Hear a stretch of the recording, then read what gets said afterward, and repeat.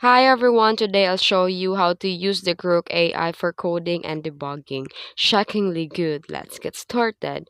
First, you need to describe your problem.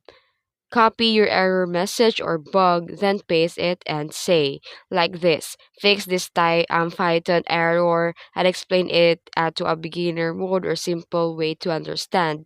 You can ask for a fix and explanation in a plain English. Then ask the group to think like a dev.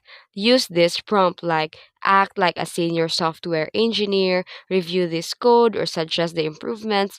It's a game changer. You can also generate a code from the scratch.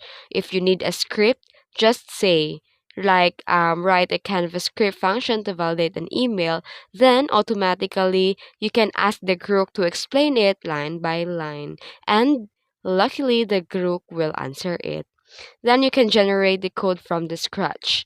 Then refactor like a pro. Want a cleaner code? Try refactor. This code is for readability and efficiency. It's like having a coding buddy 24/7. You can also use Grok to generate test cases too. Grok isn't just smart, it's a scary good. Use it right and you'll code like a beast.